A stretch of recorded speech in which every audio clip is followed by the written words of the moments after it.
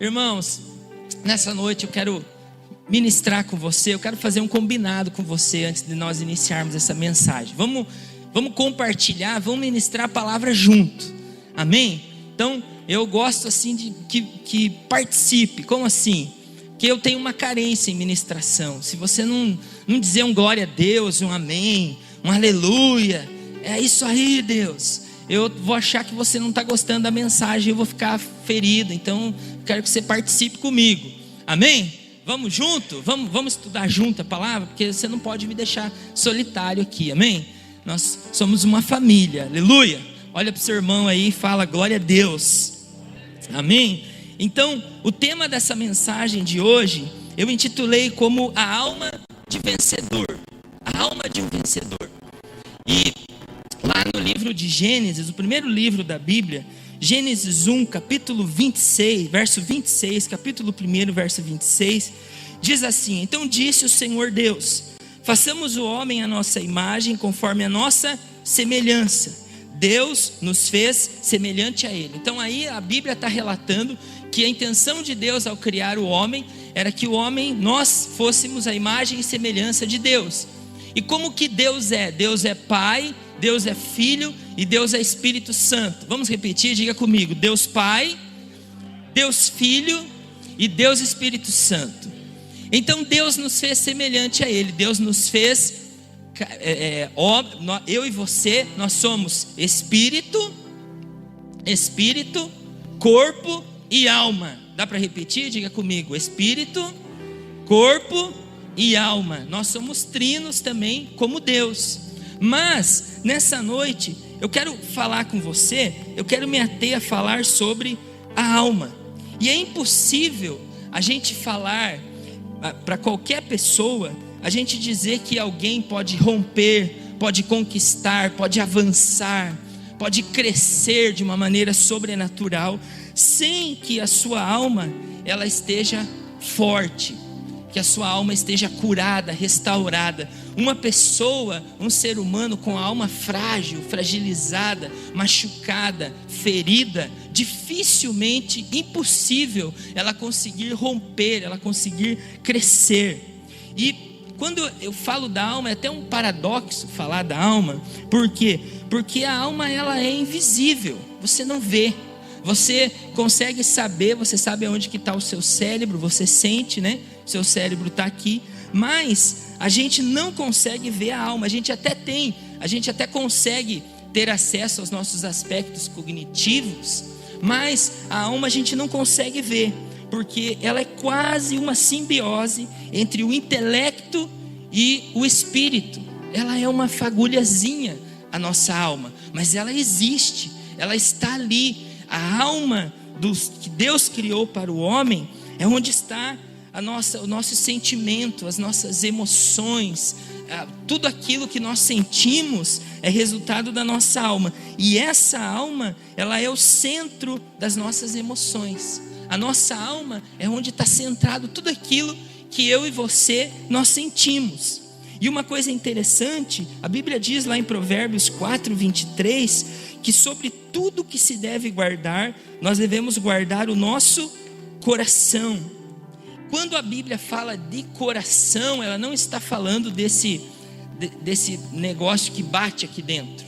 Ela está se referindo à nossa alma. Ela não está falando desse órgão que impulsiona o nosso sangue. A Bíblia está dizendo da nossa alma. E a Bíblia diz que sobre tudo que nós devemos guardar, que nós devemos cuidar, nós devemos guardar a nossa alma, nos atentar em cuidar bem dela. Por quê? Porque é da nossa alma que aflora os nossos sentimentos, as nossas emoções. E é interessante porque a nossa alma, ela calibra as nossas emoções, ela calibra os nossos hormônios, e as nossas emoções, elas afetam diretamente a nossa saúde, elas afetam os nossos relacionamentos. Se você não estiver emocionalmente bem, você não consegue relacionar. Se você não estiver emocionalmente bem, você não consegue ter harmonia, você não consegue, o seu humor não é bom, né? A Bíblia fala em Salmos que um coração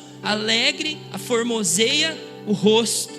Ou seja, aquilo que está lá dentro da nossa alma vai ser denunciado na nossa face. Embora que muitas vezes a gente tente até maquiar, tentar disfarçar, mas em algum momento, principalmente quem nos conhece mais de perto, vai perceber que se o coração não estiver alegre, o rosto não fica formoso, nós ficamos tristes. Então nós precisamos cuidar muito da nossa alma. Por quê? Porque é da nossa alma que saem as saídas para a vida. É da nossa alma, é na alma que você planeja, é na alma que você sonha. E a Bíblia diz, lá também em Provérbios 23, versículo 7, diz o seguinte, a parte A do versículo diz que assim como ele imaginou na sua alma, assim ele é. O que isso significa? Que tudo começa na nossa alma. Coloca a mão sobre o seu coração, diga assim, tudo começa na minha alma. Tudo começa ali, tudo que você imagina, tudo que você pensa está na sua alma. Tudo que você imaginar, tudo que você sonhar está vindo da sua alma. A sua alma que irriga os seus sentimentos. E os seus sentimentos, eles são gerados em pensamentos. Então a alma, ela vai fazer você pensar, suas emoções vão fazer pensar. Esses pensamentos, eles vão ser revestidos de sentimentos. E você vai começar a sentir. E esse sentimento vai levar você a tomar uma atitude, que vai levar você a tomar uma decisão. Mas tudo começa lá nos meus pensamentos, que são irrigados pela minha alma. Eu até pedi para colocar uma foto ali, do gatinho, do tigre, que revela, achei uma foto que eu achei bem legal, que revela, olha só, como que era a alma desse gato, como que ele se via, como que ele se imaginava. É simbólico, só para você entender melhor, mas olha como que esse gatinho, na alma dele, ele se via como um tigre. Amém? E eu quero dizer para você que nessa noite nós estamos reunidos entre tigres e tigresas, amém? Leões e leoas, amém? Glória a Deus. E eu quero, querido, começar a falar sobre os inimigos de uma alma que vence, de uma alma vencedora, de uma alma campeã. Existem alguns inimigos que eles podem nos travar, podem nos paralisar, nos bloquear. E é importante a gente entender que esses inimigos, eles nos fazem mal, eles nos paralisam, eles nos deixam a gente bloqueado, entristecem a gente. E eu quero dar para você, falar alguns desses sentimentos, e é importante você saber isso, que eles não nos fazem bem. E o primeiro que eu quero falar são sobre frustrações e decepções. Quase a mesma coisa, frustração e decepção. Nós precisamos aprender a lidar com elas e também ensinar os nossos filhos a lidar com decepções e frustrações, porque faz parte da vida isso. E nós precisamos aprender a lidar com isso. E nós que somos pais, precisamos ensinar os nossos filhos a lidar com isso. Por quê? Porque senão nós seremos sérios candidatos a sofrer depressão, viver uma vida triste, magoado, porque nós não soubemos lidar com frustrações, com decepções. Muitas vezes essas frustrações, decepções, são resultado do quê?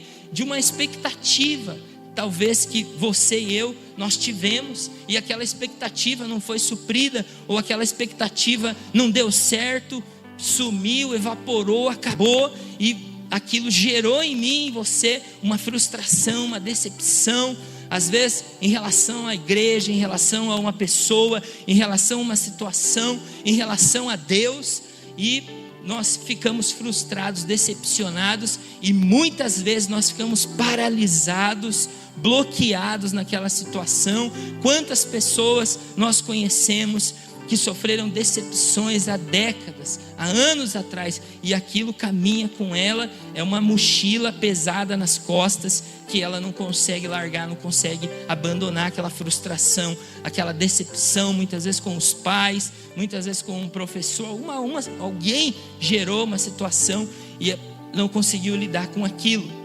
E eu quero mostrar para você, em um texto da palavra de Deus, que está lá em Números, capítulo 11, quero mostrar para você como que o povo de Deus, o povo de Israel, todo mundo sabe que o povo de Israel, através de Moisés, eles foram libertados do Egito.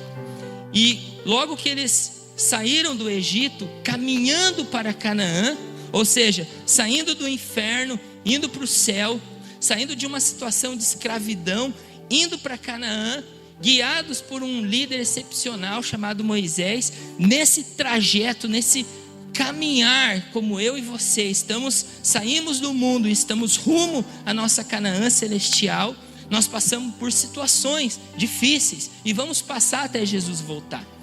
Mas a Bíblia conta nessa história aqui de Números capítulo 11, que esse povo, eles tropeçaram em algumas dessas decepções. Eles erraram, não souberam lidar com algumas decepções. E olha só o que diz em Números 11, verso 6. Diz assim: mas agora a nossa alma se seca, coisa nenhuma há senão este maná diante dos nossos olhos. Olha que expressão forte. Talvez eles exageraram um pouco, mas eles disseram que a alma deles estava seca. Olha o versículo: mas agora a nossa alma encontra-se seca, coisa nenhuma senão este maná diante dos nossos olhos. Sabe, irmãos, talvez um exagero na expressão deles, falar que a alma deles estava seca. Sabe, às vezes nós precisamos parar de ser exagerados. Enquanto nós estivermos nesse mundo, nós vamos passar por situações difíceis. Você até vai ficar entristecido, aborrecido, triste, mas a sua alma, ela não vai secar. Sua alma, ela não vai morrer. Enquanto você estiver vivo, enquanto você estiver nesse mundo, a sua alma vai ter vida, você vai ter vida. Então eles exageraram naquela situação que eles estavam falando. E muitas vezes isso acontece conosco, por nós não sabermos lidar com situações que nos frustram e nos decepciona. E nós precisamos entender que as coisas passam, a vida segue. Nós não podemos ficar presos em uma situação que nos frustrou, nos decepcionou. Nós temos que continuar, a vida continua. Não tinha aquela canção antiga que falava que tudo passa, vai passar, a vida continua. Amém, irmãos? E olha só o que diz o contraponto no versículo 7. Diz assim: e era o maná como semente de coentro, e a sua cor como a cor de bidélio. Ou seja, na visão de a providência era vil. Olha o que o povo falou lá no versículo 6, diz: coisa nenhuma há senão este maná diante dos nossos olhos. Uma outra versão diz que eles falam que o maná era vil. O que isso significa? Eles estavam dizendo que a providência de Deus para eles era ruim, era pequena, era limitada, não tinha sabor. Eles não gostavam da maneira que Deus estava fazendo. Mas no contraponto, Moisés, que é o escritor do livro, o autor do livro de Números, ele fala do maná como uma provisão divina. E ele relata no texto aqui no versículo 7 que a sua cor era como cor de bidélio. Então ele viu até cor na provisão de Deus. Ele viu que era algo vindo direto dos céus e conseguiu ver relatou até as cores. Por quê? Porque o povo tinha uma visão da providência e Moisés tinha outra. E a visão que nós temos das coisas estão ligadas como a nossa alma está. Dependendo de como a sua alma, a minha alma está, nós vamos descrever as coisas muitas vezes como vios. Então, a Bíblia continua, versículo 8 diz: espalhava-se o povo e colhia, e em moinhos a moía, ou num grau o pisava, e em panelas o cozia, e dele fazia bolos, e o seu sabor era como o sabor de azeite fresco. Olha só, irmãos, parece até uma poesia. Moisés, ele dá um valor para a providência de Deus. Moisés relata com carinho, faz quase que um poema no versículo 8 a respeito da provisão de Deus. Mas o povo não conseguia ter essa visão que Moisés tinha, não conseguia olhar a provisão de Deus. Às vezes, querido, Deus ele vai dar providências para mim e para você. Deus vai prover na nossa vida, né, coisas que aos nossos olhos, aos olhos da carne, ela vai parecer, nós vamos olhar como uma coisa vil, como uma coisa ruim, pouca, sabe? Nós vamos olhar, mas no olhar espiritual é o melhor que Deus tem para você e para mim. No olhar espiritual é um milagre, a provisão é aquilo que Deus vê que é necessário para mim e para você. Então nós temos que cuidar para a gente não tornar vil aquilo que Deus vê como maravilhoso. A sua esposa, os seus filhos, o seu trabalho, a sua igreja, a sua célula, os seus irmãos, o seu discipulador. Às vezes nós estamos olhando, às vezes a situação ela nem é tão ruim assim, mas por causa do nosso olhar carnal para aquela situação, nós estamos colocando aquilo como ruim, como vil, como péssimo. Mas no olhar de Deus, no olhar espiritual, aquilo é o melhor que Deus poderia prover para mim e para você naquele momento. Amém? Então nós precisamos cuidar para não transformar a bênção de Deus na nossa vida em maldição. Precisamos cuidar disso. Não deixe, como o povo de Israel disse, que a alma deles estava seca. Não permita que a sua alma se seque. Porque muitas vezes eles achavam que a alma deles estava secando. Por quê? Porque eles não conseguiam dar valor, eles não conseguiam se alegrar com o bem que Deus deu para aquele momento. Muitas vezes, pelo fato de nós não termos um coração grato, não conseguimos ter alegria com aquilo que Deus está nos dando nesse momento, nós nos tornamos pessoas reclamonas, pessoas que murmuram, que duvidam, que não se contentam. Mas eu quero declarar em nome de Jesus que eu e você teremos um contentamento de Deus na nossa vida. Amém? Vamos nos contentar com aquilo que Deus está nos dando. E eu quero falar também sobre um segundo sentimento, né? Quero aproveitar e já falar de 3 de uma vez: a depressão, o medo e o pânico. Nessa ordem mesmo: depressão, medo e pânico. Isso são coisas que vão, segundo o segundo inimigo da nossa alma, terceiro e quarto inimigo de uma alma vencedora. Esses 3 sentimentos. Esses sentimentos, eles são ruins, eles fazem mal para nós, eles podem nos paralisar. Você imagine uma pessoa frustrada, com depressão, com medo e com pânico. Às vezes nós não temos os 4, mas nós temos algum deles. Já consegue paralisar, já consegue travar. Mas, olhando por outro lado, por exemplo, o medo. O medo, ele pode proteger você e eu. Uma pessoa com medo, muitas vezes ela consegue ter limites, ela consegue planejar, ela consegue se organizar. Uma pessoa sem medo é perigoso. Uma pessoa que não tem medo. Uma pessoa que não tem medo, ninguém segura, ela não pergunta nada para ninguém, ela vai de qualquer jeito, ela é como se fosse um kamikaze, um maluco, um doido. Mas o medo controlado, que não domina você, ele faz bem, ele te protege, ele te ajuda a planejar as coisas. A Bíblia diz em Provérbios que o papel do homem é fazer planos. A Bíblia diz, Provérbios 16 diz: consagre ao Senhor os seus planos e eles darão certo. Então nós precisamos planejar, parar, não podemos sair de qualquer jeito, lidar com a vida de qualquer jeito, lidar com o ministério de qualquer jeito. Nós temos que sentar, parar, nos organizar. Não podemos ser loucos. E eu quero falar sobre isso usando um personagem bem conhecido. Você já parou para se perguntar por que Moisés, no Velho Testamento, ele tinha 3 homens que caminhavam com ele: Arão, Josué e Calebe? Por que será que Deus, eu fiquei pensando, por que será que Deus escolheu Josué? Porque Josué orava mais? Porque Josué sempre estava na porta da tenda? Mas por que Deus não escolheu Calebe? Que se você olhar o perfil de Calebe, você vai ver que Calebe era um homem robusto, era um homem forte, era um homem valente, era quase que um búfalo, era um homem que não tinha medo de nada. Mas Deus escolhe Josué, e você vai ver lá, lendo Josué capítulo 1, você vai ver o que Deus fala para um homem de quase 90 anos, e quando Moisés morreu, que Josué assumiu o lugar de Moisés, Deus fala para ele: seja corajoso, não tenha medo. Por 3 ou 4 vezes Deus repete para ele num capítulo só: tenha coragem, não tenha medo, eu estou contigo. Não deixe de meditar nesse livro da lei de dia e de noite. Deus encorajando ele. Por quê? Porque Josué tinha uma tendência a ter medo. Então Deus escolheu aquele que tinha medo, não escolheu aquele que não tinha medo. Deus escolheu aquele que tinha medo. E O medo controlado, ele faz bem. Por quê? Porque o medo controlado, ele faz com que eu e você, a gente dependa de Deus. O medo controlado, ele faz com que eu lembre que existe um Deus que na hora daquele medo, ele vai me capacitar. Isso acontece comigo, eu tenho medo.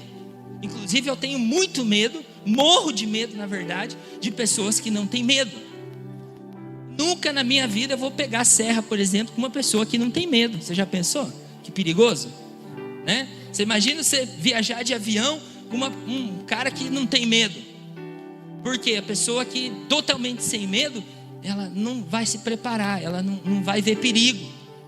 E aí é perigoso. Meu filho de 8 anos agora, o Davi, agora ele está aprendendo.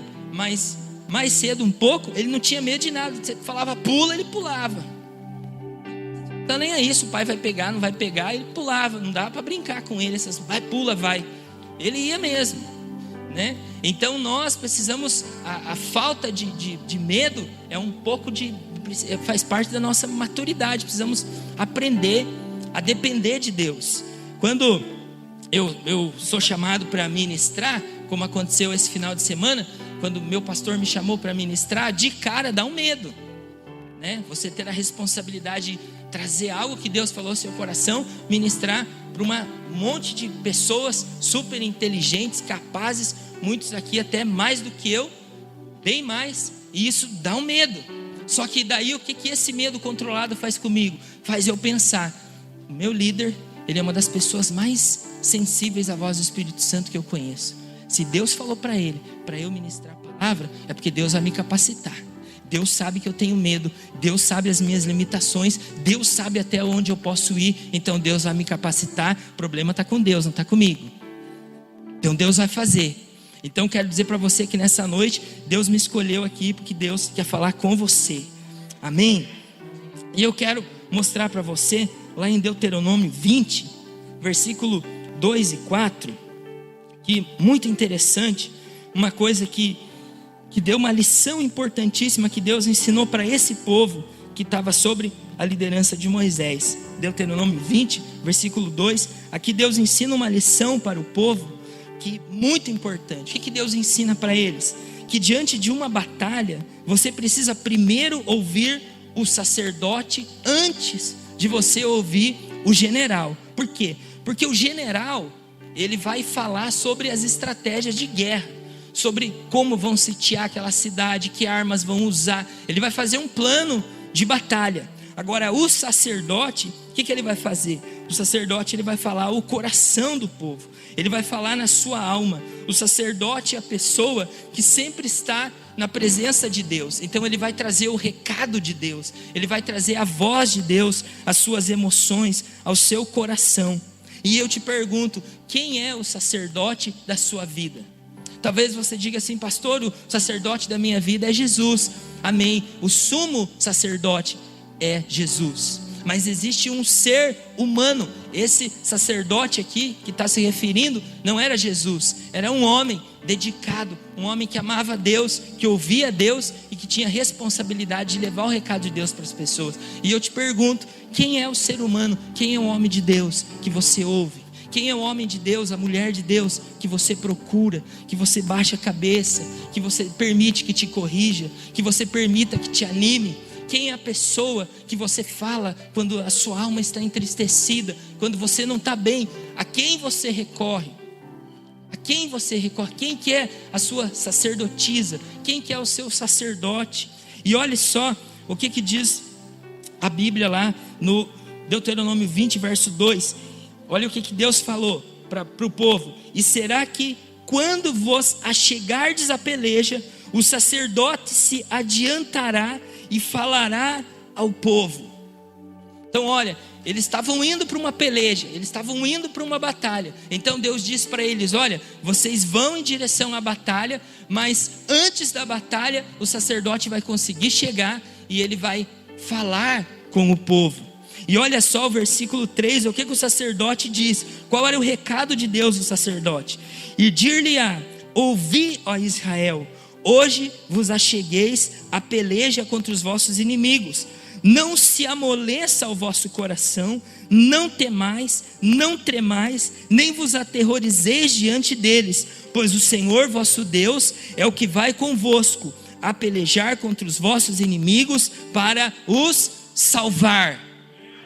Olha que palavra, irmão, olha que afirmação. Eu vou ler de novo, olha o que diz: ouvi, ó Israel, hoje vos achegais a peleja contra os vossos inimigos. Não amoleça o vosso coração, não tremais, não temais, nem aterrorizeis diante deles, pois o Senhor vosso Deus é o que vai convosco a pelejar contra os vossos inimigos. Quantos podem aplaudir essa palavra? Olha que afirmação, olha que fantástico o recado que o sacerdote, que o homem de Deus trouxe para aquele povo. Você imagine como que estava a emoção deles, como que estava a alma deles indo guerrear. Muitos talvez iriam morrer, muitos talvez nunca tinham guerreado. Você imagine como que estava no caminhar, como que eles iam se falando até chegar a pelejar contra um exército super equipado, um exército acostumado em batalhas, como que eles estavam. E aí Deus, sabendo, conhecendo a alma de cada um deles,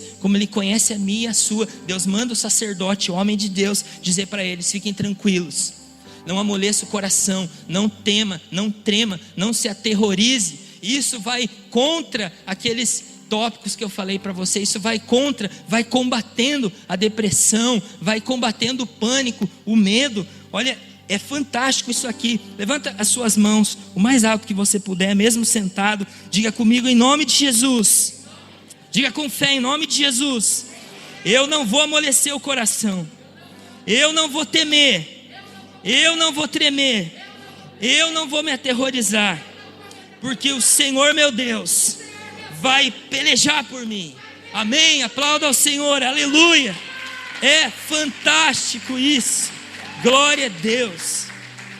Sabe, irmãos, muitas vezes nós voluntariamente ou involuntariamente ou abestadamente nós entramos em situações terríveis. Às vezes você voluntariamente, sabendo no que ia dar, você entrou. Às vezes involuntariamente, às vezes você se envolveu numa situação sem querer, ou às vezes você entrou por ser cabeção. Faz assim comigo. Às vezes por ser cabeção, desobediente, às vezes você entrou numa situação abestadamente. Só que olha o que Deus diz na última parte do versículo: pois o Senhor vosso Deus é o que vai convosco a pelejar contra os vossos inimigos para vos salvar. Eu quero dizer para você, não importa se for voluntário, se foi involuntário ou se foi abestadamente, Deus vai te salvar.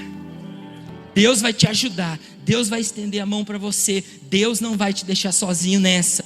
Amém? Glória a Deus. Olha para a pessoa que está do seu lado e faz assim, ó, ufa.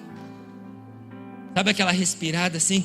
Ufa, né? Quando eu li esse texto, ufa, Deus está comigo, Deus é misericordioso, Deus nos ama. Amém, irmãos? Isso é demais, glória a Deus. Então nós precisamos permitir com que o nosso Deus trabalhe em nossas emoções, irmãos. Nós precisamos permitir que Deus trabalhe, porque quando nós não permitimos ou não sabemos como permitir que Deus trabalhe as nossas emoções, sabe o que acontece? Muitas vezes as nossas emoções elas nos neutralizam. Quem aqui já assistiu luta de MMA, UFC, aqueles negócios que quase não sai sangue dos caras, né? Não tem um exercício, um golpe lá que o cara dá, como é que chama quando deixa o cara sem ação? Mata-leão, né? Já viu? Às vezes no comecinho da luta lá é 3, 4, 5 rounds. Às vezes no comecinho já o cara dá um mata-leão ali, um sossega-leão, não sei, e deixa o cara travado e o cara não consegue se mover e tem que dar aquelas 3 batidinhas para o juiz poder mandar parar. Se eu e você, nós não estivermos as nossas emoções equilibradas, a nossa alma tratada por Deus, elas vão acabar nos neutralizando, nos parando. E isso não vai acontecer. Fala para o seu irmão, não vai acontecer com você. Amém? Não é isso que Deus quer. Deus não quer que eu e você fiquemos neutralizados, rendidos, parados. Às vezes a gente não está perdendo para Satanás, às vezes nós estamos perdendo para nós mesmos. Meu pastor que me ganhou para Jesus, ele me contava o seguinte, como é que chama quando a história é fantasiosa, uma analogia, uma ilustração, que um pastor estava chegando numa igreja e ele encontrou na esquina Satanás, e Satanás estava chorando, e ele falou assim: por que você está triste, Satanás? Ele falou assim: porque aquele povo lá coloca tudo na minha culpa, eu não fiz nada. Então muitas vezes acontece assim, às vezes não é nem Satanás, é a gente que não está bem emocionalmente, não está. Então nós precisamos aprender a lidar. Por quê? Porque Deus, Ele quer me levar, quer te levar, nos levar a um outro nível. A vontade de Deus é que a gente experimente coisas novas.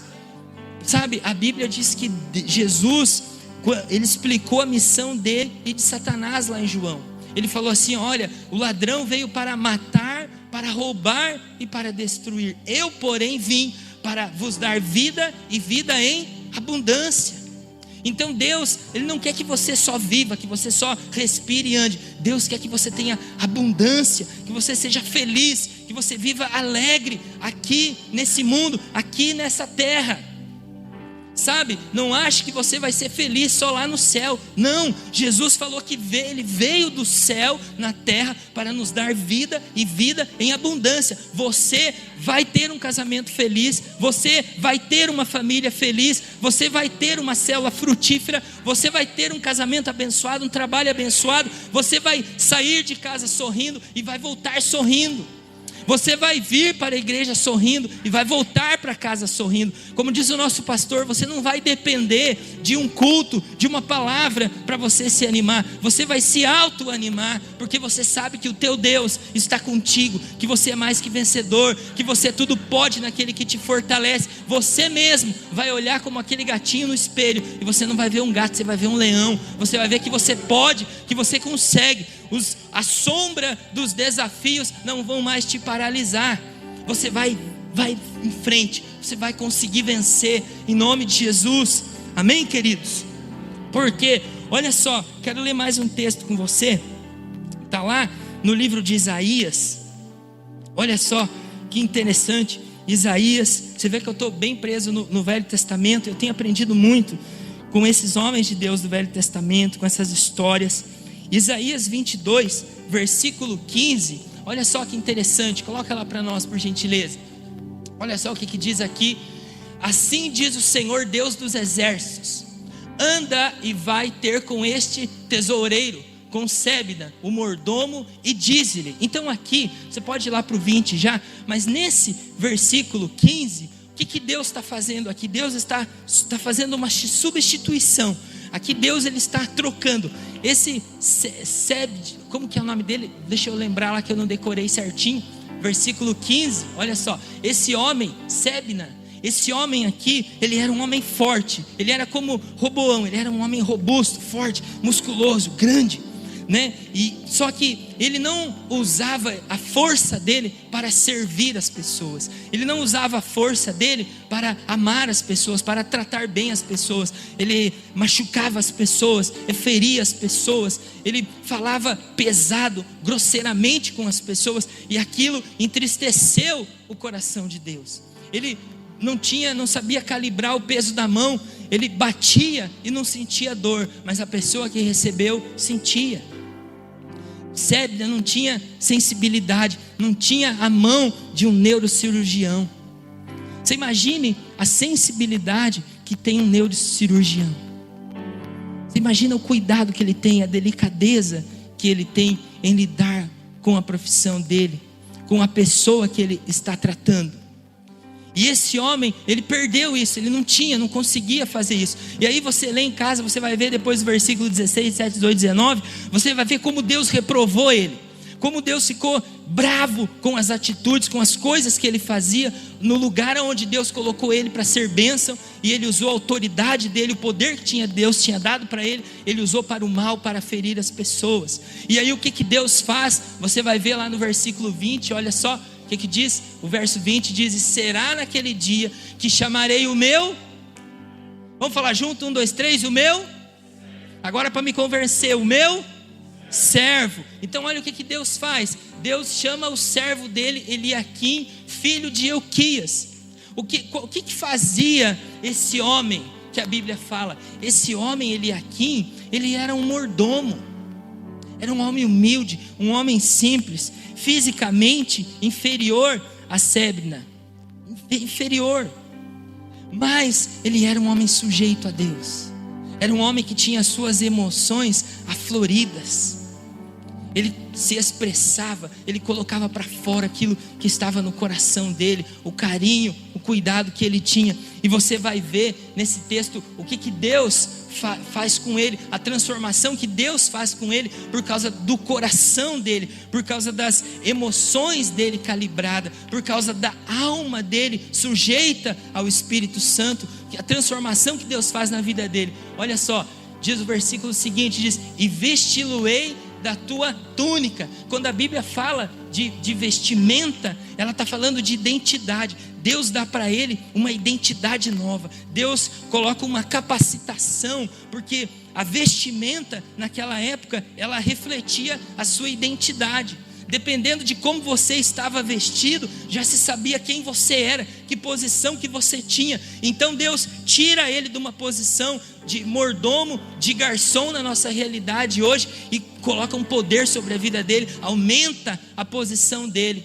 E aí o versículo continua e diz: e cingi-lo-ei com o teu cinto, e entregarei nas suas mãos o seu domínio. Quando a Bíblia fala que cinge ele com um cinto, tem uma outra versão que fala que Deus coloca sobre ele uma faixa. Quando uma pessoa recebe uma faixa, o que isso significa? Significa que ela venceu, que ela mereceu aquilo ali.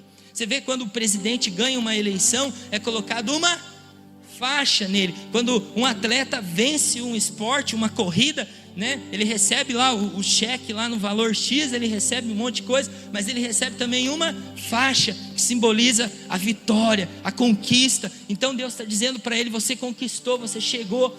Olha só, aí ele continua dizendo, ó: vesti-lo-ei da tua túnica, vai cingir ele, ungir ele, vai colocar a faixa, vai entregar todo o poder nele. E aí tem uma vírgula. Diga assim comigo: por que a vírgula? Fala alto, irmão. Por que a vírgula? Sabe por quê? Porque Deus, essa mesma autoridade, essa mesma vestimenta, essa mesma faixa, tudo isso antes da vírgula, Deus deu para aquele outro do versículo 15. Só que ele usou para o mal, ele usou para causar dano, para ferir as pessoas. Só que Deus está dizendo para ele aqui: eu vou te dar a mesma autoridade, a mesma identidade, o mesmo poder, vou te dar unção, mas isso tem um propósito. Qual que é o propósito? E ele será como pai para os moradores de Jerusalém e para a casa de Judá. Deus, ele coloca poder, autoridade sobre mim e sobre você, mas pensando, olha para o lado, nessa pessoa que está do seu lado. Deus coloca poder, coloca autoridade, coloca unção sobre a sua vida, para que a gente possa ser abençoador. Deus coloca sobre a nossa vida uma unção de autoridade, para que a gente possa ganhar as vidas, para que nós possamos cuidar de pessoas, para que nós possamos atender a grande comissão que o Senhor nos deu. A unção, o chamado, o dom, o talento que Deus colocou sobre a sua vida não é para você, é para o outro. Deus quer usar você como instrumento. Deus quer usar você como vaso de honra na vida de outras pessoas. Você está aqui nessa noite hoje porque Deus está dizendo para você: eu estou capacitando você, eu estou colocando autoridade, eu estou colocando poder sobre a sua vida. Deus está lembrando você nessa noite que Deus tem um propósito na sua vida, que não é uma palavra apenas de motivação, mas Deus está lembrando você: você tem um chamado, você tem um dom, você precisa sair desse lugar que você está, você precisa agir, você precisa se movimentar. Deus está olhando Deus estava olhando a ação do mordomo, Deus estava olhando o coração dele, Deus está olhando o seu coração, Deus está olhando as suas emoções, Deus está vendo a sua alma. Talvez as pessoas não estão vendo, mas Deus, ele está vendo, ele está enxergando. E Deus está dizendo isso que ele disse aqui. Continua o versículo, olha só: O que é que diz? Porém sobre o seu ombro a chave da casa de Davi. Ele abrirá e ninguém fechará, e ele fechará e ninguém abrirá. O que isso quer dizer, irmãos? A chave de Davi. Por que ele diz que vai colocar a chave de Davi sobre o ombro dele? A chave de Davi era uma chave gigante. Esquece, não tinha como uma pessoa pegar. Era uma chave, uma porta muito grande, uma chave muito grande. Mas a Bíblia está dizendo, Deus está dizendo que ia pegar a chave e colocar sobre o ombro dele. E essa porta da casa de Davi, essa chave, quando ela abria, ela dava acesso para muitas coisas, sabe? E na vida nós precisamos de chaves. Você precisa da chave do coração daquela pessoa que você quer ganhar para Jesus. Você precisa da chave do negócio que você quer começar. Você precisa da chave numa situação no seu trabalho. Você precisa da chave numa situação no seu ministério. Deus está dizendo para você: eu tenho essa chave, eu vou te dar. Eu vou te dar o segredo, eu vou te dar a senha. Deus vai dar para nós, Deus vai dar para você. Amém, querido? Deus estava dizendo isso para esse homem. Olha o que Deus estava dizendo para ele. Continua o versículo. Olha só, que lindo. Fincá-lo-ei como estaca em lugar firme, e ele será como um trono de honra para a casa de seu pai. Fincá-lo-ei como uma estaca em lugar firme. O que isso significa? Sabe, muitas vezes nós às vezes oscilamos, muitas vezes nós cambaleamos, mas quando Deus entra na nossa alma, quando Deus conserta, endireita a nossa alma, as nossas emoções, nós ficamos como uma estaca fincada em terra firme.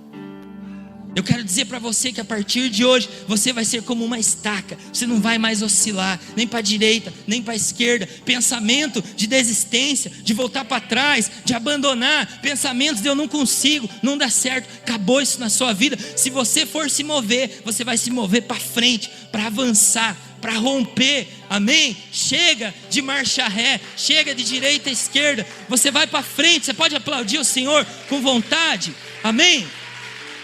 Olha que precioso, aleluia, que Deus está dizendo. Continua o texto para a gente encerrando. Olha só: nele pendurarão toda a responsabilidade da casa de seu pai, a prole e os seus descendentes, todos os utensílios menores, desde as taças até as garrafas. O que esse versículo significa? Nele pendurarão toda a responsabilidade. Talvez você diga assim: pastor, mas o senhor não sabe, eu já sou marido lá em casa, eu tenho responsabilidade sobre minha esposa, sobre os meus filhos, eu também cuido do meu pai, da minha mãe. Glória a Deus, você tem responsabilidades que Deus confiou a você. E se Deus deu essas responsabilidades, é porque Ele escolheu você, porque Ele vai te capacitar, Ele vai te nutrir de força espiritual para você conseguir fazer cada vez melhor e cada vez mais. Amém? Deus está confiando em você responsabilidades. Deus não confia responsabilidades em quem não dá conta. Deus confia responsabilidades naqueles que estão com a sua alma centrada em Deus. E olha só, o versículo continua, diz: a prole os seus descendentes. Volta lá para nós lá, o versículo 24, se eu não me engano. Isso, a prole os seus descendentes, todos os utensílios menores. O que isso significa? Deus vai dar para mim e para você, estava dando para esse homem sabedoria. O que esses utensílios menores representam? Que Deus vai nos dar sabedoria para cuidar daquela pessoa mais simplinha, aquela mais simples, os ribeirinhos de Guaratuba.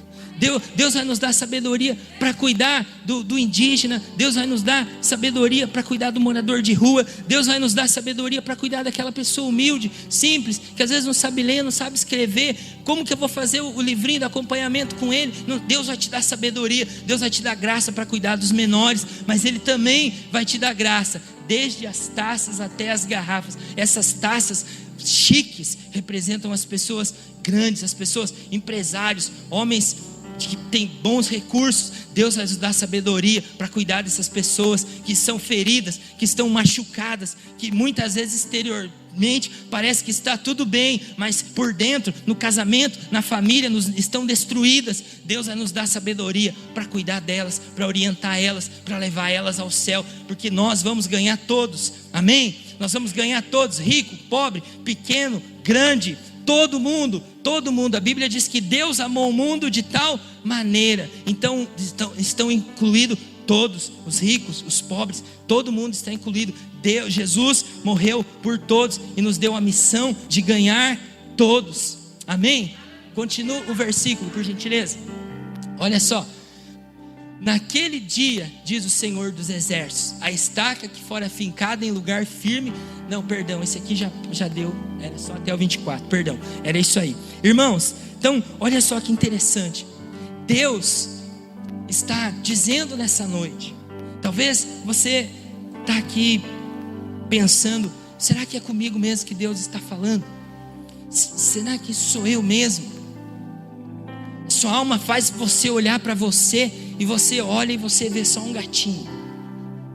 Talvez você olhe e diga: puxa vida, é muito legal ouvir isso, mas será que tem lugar para mim? Será que depois de tanto erro, será que depois de tanta falha, será que depois de tanta frustração, será que depois de tanta decepção, será que com o medo que eu tenho, com os momentos de pânico que eu tenho, será que mesmo assim Deus ainda me quer, Deus ainda pode me capacitar? E eu vim aqui nessa noite dizer para você que é você mesmo. É você que Deus quer, é você que Deus escolheu para vencer, para romper, para ser um campeão em nome de Jesus. Fique em pé, por gentileza, aí no seu lugar. Em nome de Jesus. Feche seus olhos. Aleluia. Deus está nesse lugar. Deus está olhando para nós. Deus está aqui no meio de nós. Sabe, irmãos, às vezes devido às situações que nós passamos, que nós enfrentamos, nós acabamos nos tornando pessoas duras, como aquele homem Sébdina. Nós acabamos ficando endurecidos.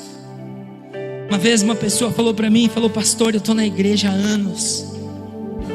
E nós estávamos num velório e tinha uma pessoa morta. E ele falou: pastor, eu não sinto nada na morte. Eu não consigo. Sabe, uma outra pessoa falou para mim um dia, falou: pastor, no culto eu não consigo sentir mais nada, não sinto. Eu entro e saio e é tudo igual. A resposta para isso está lá em Apocalipse 3, versículo 20, diz assim: eis que estou à porta e bato. Se você abrir a porta do seu coração, eu vou entrar. Sabe, irmãos, a tramela, a fechadura do seu coração não está para o lado de fora, está para o lado de dentro. Você está aí dentro. Você tem a chave dessa fechadura.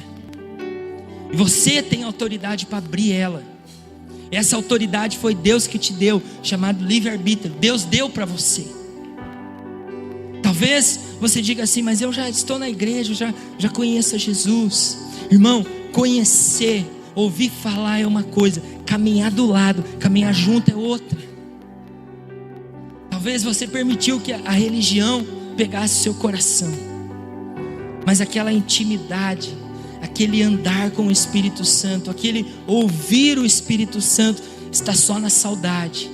Havia uma época na minha vida que eu orava, havia uma época na minha vida que eu ouvia Deus, havia uma época na minha vida que eu andava com Deus.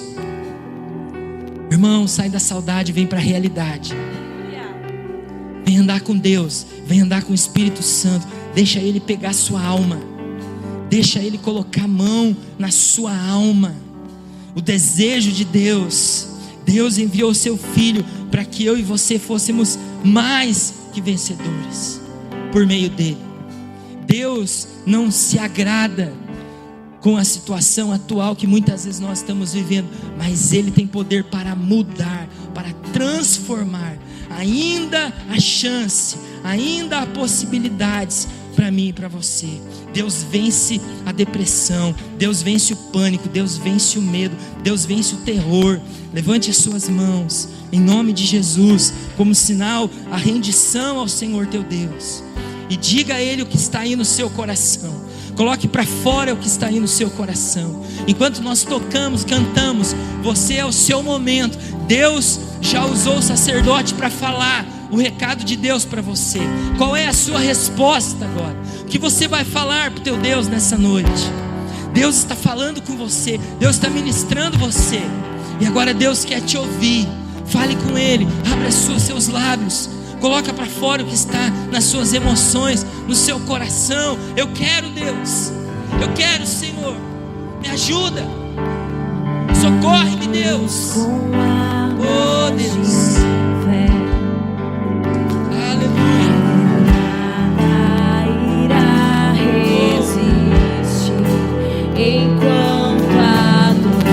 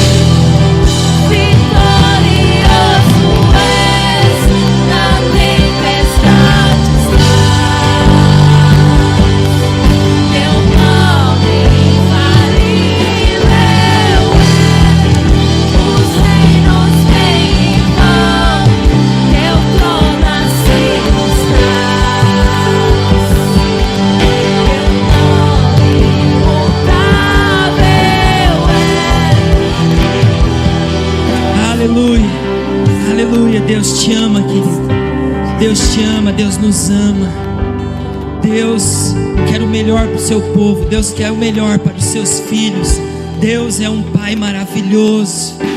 Deus está nos dando nessa noite uma unção de paternidade.